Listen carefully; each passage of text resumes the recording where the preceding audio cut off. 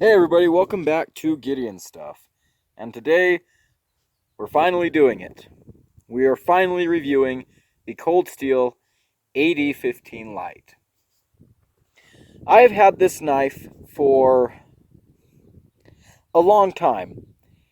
A good long time. And it has taken me a while to do this review because I really want to do this review justice. The original Cold Steel AD-15 is one of my favorite knives of all time. And so when they announced that they're making a less expensive version, of course, I was really excited. So what I was hearing a lot of reviewers say was, yeah, I mean, it's a cool knife, but, it's too expensive. And when I bought it, I was thinking, yeah, great knife, but maybe a little bit overpriced. It's 135 bucks. But, after hearing so many reviewers go on and on about that, that fact, I figured, you know what? I will give this knife a good long time in my pocket, a good run, and see what I think. And well, I have some thoughts. I have a lot of thoughts actually, and I'm going to toot my own horn here for a second, and I'm going to say that this is going to be the most in-depth and comprehensive review of the AD-15 Lite on YouTube. So, woohoo! I hate to toot my own horn, but I'm going to do it, and I'm going to do it this time. So, on that note, I have a couple of videos testing this knife. The first one includes this knife and a couple of others, and I'll leave that right here somewhere. The second video is a testing and disassembly of this knife. It's all about this knife. It's about an hour long. It's a very long video, but I think it's really worth a watch, especially if you're concerned about AUS 10A. There's also there's time cards in the description of that video. I'll leave a link to it right up here, but I'll also leave a link to it at the end of the video so you can watch it after you watch my review. Or go watch it first and then come back and watch the review. That might actually be the best way to do it. So, anyways, a very helpful video. I carried this guy a lot, and I beat the tar out of him. So, well, let's go ahead and see how he stacks up. Let's start with our size comparisons. Finally, we finally get to the size comparisons, right? And as always, we'll start with the classics. Here's the Ontario Rat 1. And the Rat 2. So yeah, the AD-15 is not a small knife at all. What we can see here is that we have a blade length of 3 3/4 inches, depending on where you measure it from. Yeah, 3 3/4 inches, at least that much cutting length. Well, maybe a little bit less because of the choil. So, it's a big knife. It's a little bit heavy, but, if you're buying this knife, you probably already know what you're getting into. Do not be fooled by the AD-15 Lite. It is not a lightweight knife, so. Full disclosure, even though I think everyone pretty much already knows that. Okay, next up, let's bring out our PM2 and our Benchmade Bug Out. Kind of similar blades here. Nice classic drop points. I really like the shape. We'll get into that a little bit later. Let's go ahead and bring out our Civivis. There's the Elementum. And here's our Praxis. Maybe we need to center everything a little bit more. So yeah, the Praxis is actually just a hair longer. And also, I mean, this right here is a similar blade. So there is that. And you know what? Heck, we might as well bring out our Gerbers, right, guys? Yeah, there's a Gerbers. the mini and full-size paraframes. Awesome. I know everyone loves seeing those comparisons. Everyone does. Okay. And before we get started completely, let's go over the materials. So we're looking at a AUS 10A blade.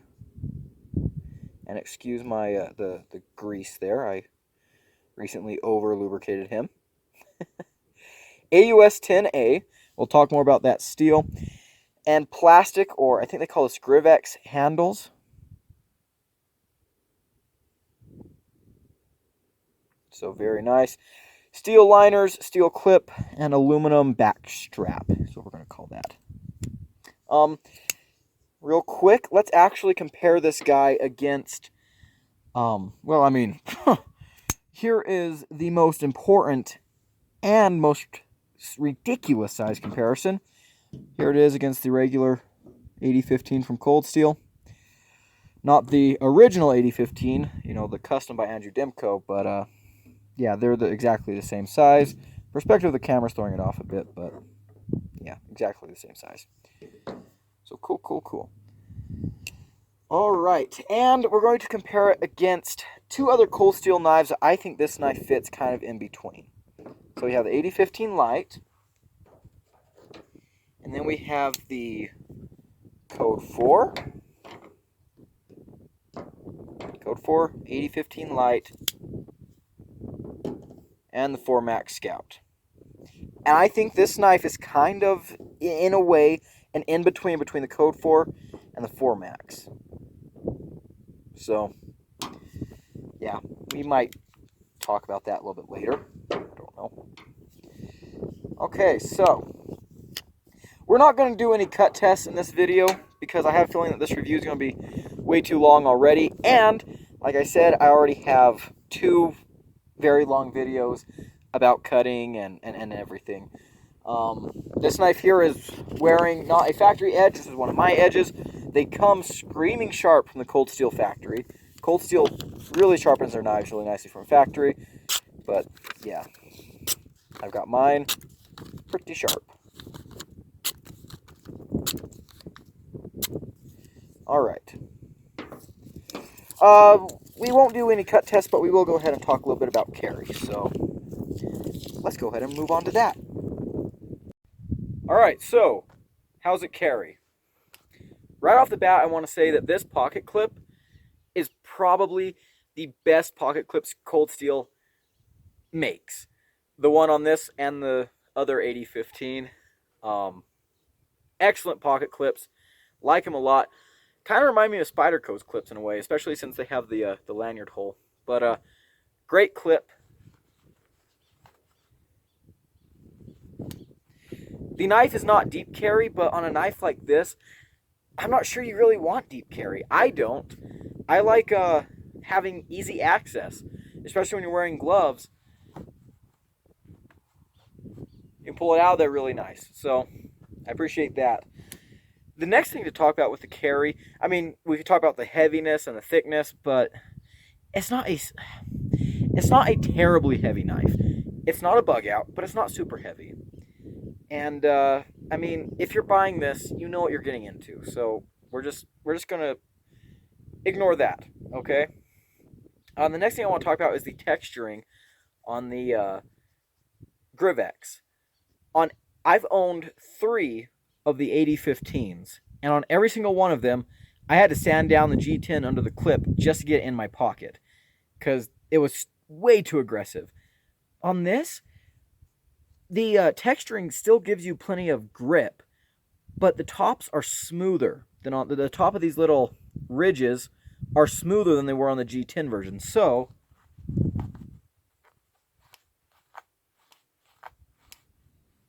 it slides in and out of the pocket a lot easier. Is it going to tear up your pocket? Yeah, a little bit. It is.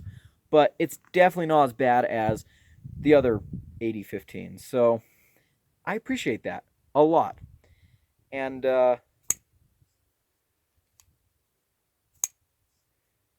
yeah. I guess right now we can also talk about the action. Yeah, that's good.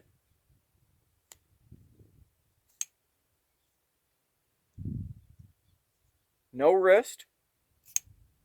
You can get it out of there. And with the scorpion lock, love the scorpion lock. Little shake, and it goes shut. The action is better on the more expensive version, but this action here, still very good, very satisfying. You can even flick it out with the shark lock if you want. I prefer thumb studs though. So yeah, there we go. Let's go back to the table and let's get into this. By the way, love this Blade HQ t-shirt. Alright, so let's go ahead and get into the details on this guy. Again, I apologize about the wind, but I like filming outside, so you guys just gotta deal with it. Yes, I'll get a microphone that will filter that out better, but right now I'm working with a cheap one, so. Anyways, so let's get right into this knife. We'll start off with what I like, and immediately, I love the design. Andrew Demko is one of my favorite designers. I just love everything he makes. My dream knife, my grail knife. No, not even a grail knife. Like my wet dream knife would be a custom AD-15. But you know, as it is, I love the design of this knife. I love the shark lock. I love this nice drop point blade. Love the overall flow of this knife. Just good looking knife. Next thing, the shark lock. Yeah, the shark lock is excellent. In my opinion, it brings the strength of the triad. Wait, did I call this the shark lock or the scorpion lock? Jeez. This is the scorpion lock. I hope I haven't been calling it the shark lock. The scorpion lock. It brings a lot of the strength of the triad lock with a little bit of fidgetability. Not as much as a shark lock, which, by the way, yes, I will get my hands on an AD-20 or an AD-20.5 one of these days, but, okay, scorpion lock. And it's really cool. I think it's great. So it works. Pull up like that. This little notch here, and again, excuse all my oil, but this little notch here goes up. You have this big, really thick kind of stop pin thing. Snaps into place there. I just love the sound. And it's very solid. Like right now, this knife is not closing. But while you're using it, you're pressing down on this lock even further, even increasing its strength. In some ways, I think that this is stronger than the triad lock. I mean, just the added stability of your hand gripping it adds a lot, and I really like that. I'm a hard use type of guy, and I love my hard use knives. I love my robust, overbuilt locks, and this definitely falls in that category. Next thing, I love the hardware. This is good hardware. So you have just two screws, one here, and they're both T10s. Take those out, and the knife completely comes apart, which is really awesome. There is a little tube here in the lanyard hole that holds in the, it's kind of the pivot point for the back strap here for the scorpion lock, and it holds a little spring in place. But yeah, disassembly is pretty simple. I have taken these knives apart. I mean, my AD-15 and the other two that I've owned, and I've taken them apart lots. Once you get the hang of it, these things aren't really that hard to take apart. They can be a little bit complicated, but that's mostly in just the design. And by that, I mean the complicated feature is the lock. The knife itself, as far as taking it apart and putting it back together, is pretty straightforward. The spring back here that provides the tension for this scorpion lock can be a little bit finicky, but overall, pretty simple takedown. So yeah, good hardware. Like that a whole lot. Next thing, this knife is fully ambidextrous. You have a clip that can be mounted from this side to this side, and the lock, fully ambi. You can do it with your right hand. You can do it with your left hand. So that's awesome. Really appreciate that. Next, the clip itself. This is really cool. This is the best clip that Cold Steel has ever made, and I will always say that. You have plenty of room under here. It looks like it doesn't have a lot of room to crawl over your pants, but it crawls over just fine. So the main reason that looks as shallow as it does is because this knife is just so big. So I love this clip a whole lot. Great clip. Next thing, I like the lanyard hole. I'm not usually a lanyard guy, but this is a pretty functional lanyard hole. I like how it's through the pocket clip, and I like that it serves another function holding this thing in. So that is really, really cool. Another thing about the clip, let's go into this. This knife carries good. I like the way this knife carries. It does not carry like a bug out, but that's okay. It still carries really good. Yeah. It's not deep carry, but again, a knife like this, I don't think necessarily has to be deep carry, because if you're using this with gloves, which I do a lot, you want something to grab onto. So that's okay in my opinion. Next thing, the texturing on these handles. I kind of, when they announced that they were doing an AD-15 Lite, I was kind of hoping that they'd do smooth scales, or if not smooth, like this little like orange peel texturing like they have on the 4MAX Scout. But they went ahead and did the same aggressive diamond pattern texturing that they did on the original. And I was a little bit concerned about that, but this stuff is actually smoother on the surface than the G10. The G10 is much grippier. This stuff is a lot smoother, and so I didn't have to sand down under the pocket clip for this guy for him to go in and out of my pocket. So that's pretty cool. Next thing, let's just get out of the way. I like the materials. Guys. The Grivex is, it's plastic. It is. But you know what? There's a lot of it there. It's a pretty thick slabs of plastic, and they feel okay. And again, they let you have a better experience with a pocket clip. They're not as pocket shreddy, and they still give you good grip. So that's awesome. The blade steel. The AUS-10A.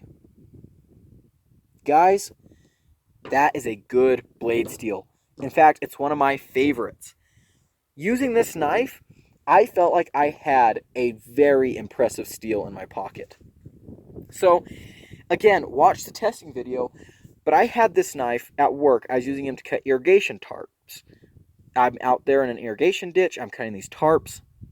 There's water getting on the knife, and you don't really have time to clean it all the time. AUS-10A is very stainless.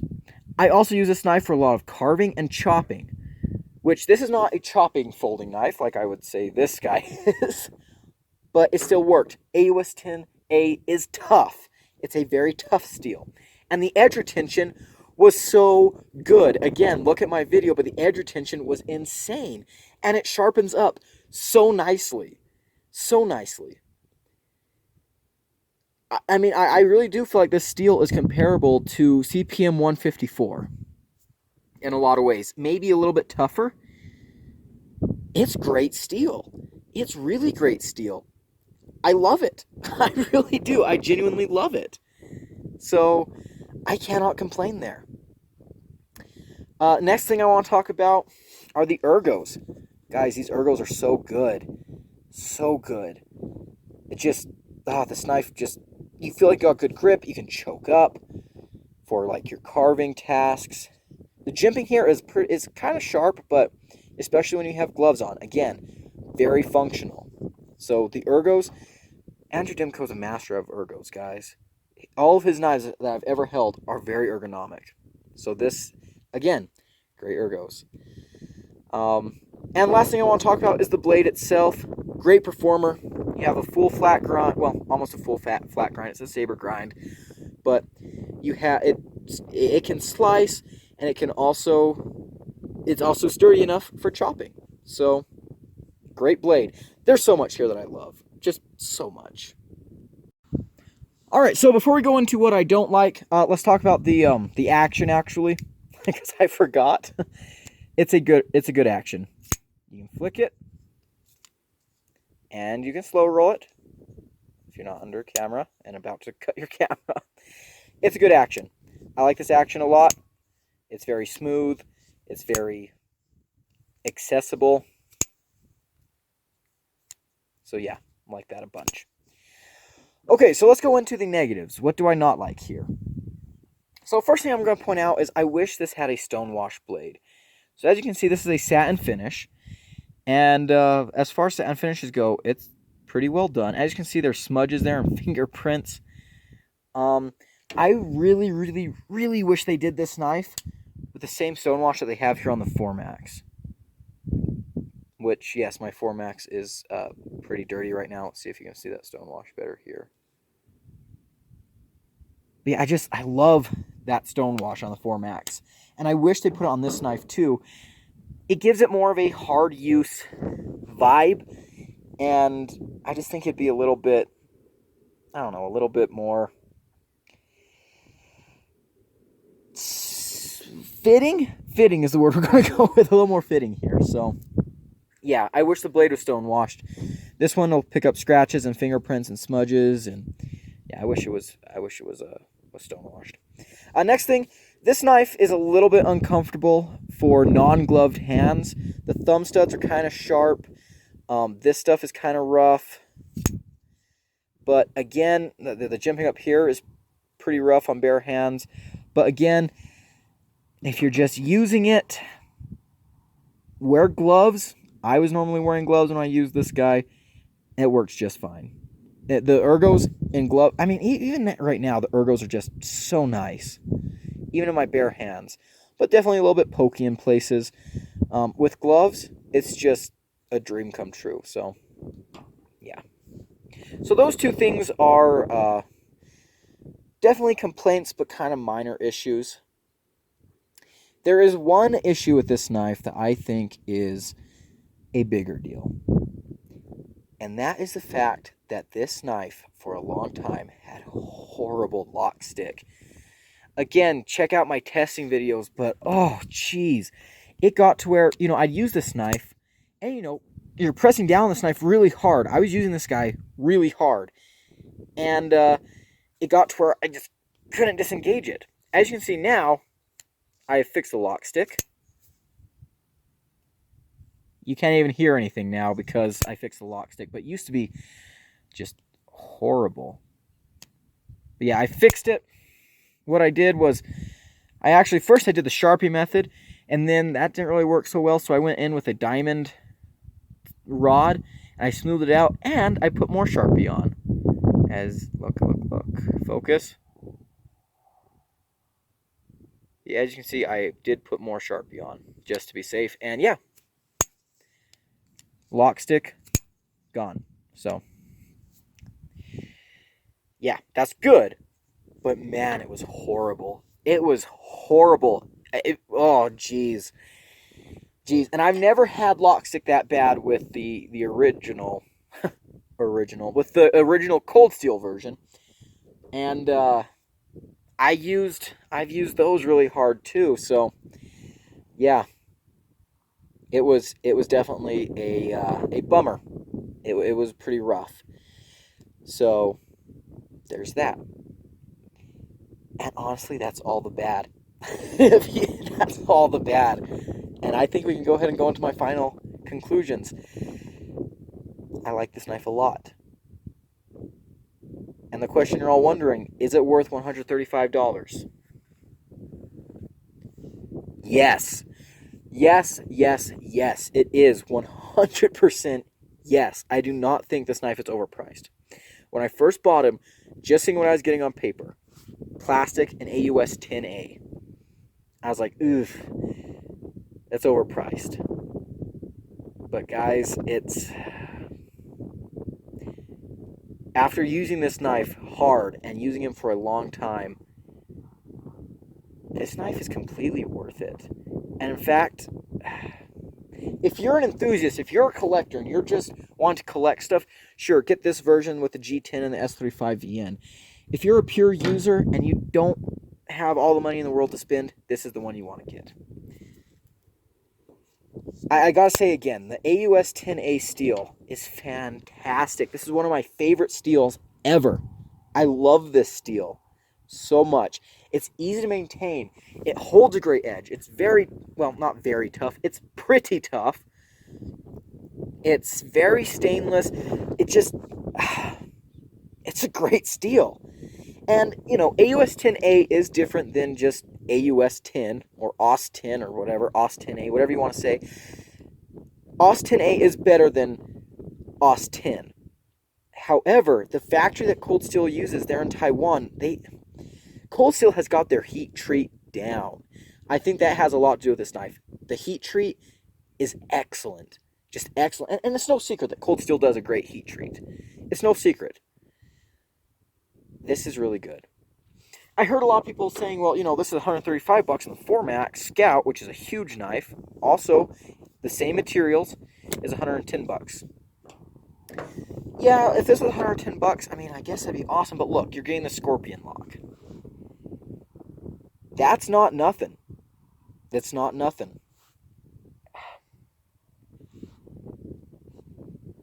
For $135, you are getting an amazing design from a very sought-after designer in a very usable, durable package. Is this plastic as durable as G10? Yeah, I think it is. I think it probably is. I had no problems taking this out in the mountains and just beating the tar out of it. This is a good knife. This is a very good knife, and I can recommend this knife all day, every day. I mean, is this better than the original? I don't think better is the right word, but if you're on a budget, it will definitely be just as good. I mean, these are going for what, $200 nowadays? Yeah, if you don't have $200 to spend on a hard-use knife, the AD-15 Lite is the way to go. I'm very impressed with it. I like it a lot. It's a great knife, guys. It's a really, really great knife. I just cannot say that enough. Definitely, this is probably my favorite knife of 2021. And which isn't a surprise because this is pretty much my favorite knife ever. But man, guys, is it good. So if you've been scared off because you think, oh, well, it's not worth the price, the value's off. No, it's not. The value is there. If you're going to get this knife and you're going to work it hard and you're going to use it the way it's meant to be used, the value is 100% right where it needs to be. If you're a collector and you want just the thrill of owning a Demco design, you just want the AD-15, sure, go ahead, toss in your $200 and get this one. This is a hardworking knife too. This is a very hardworking knife, and I've used these knives really hard. But look, if you just want the functionality and the utility, go with this. If you're like me and you want the functionality, utility, and, okay, well, here's the thing. I'll be honest with you guys. Here's the thing. This is probably going to be in my pocket more than this guy now. I have two of these, and I think I prefer this one as a user. I think I prefer S35VN is one of my favorite steels, but I think I prefer AUS 10A just because of the ease of sharpening. I don't know. It's up to you guys. All I can say is that this knife is worth it. And I've been Gideon Stuff, signing out.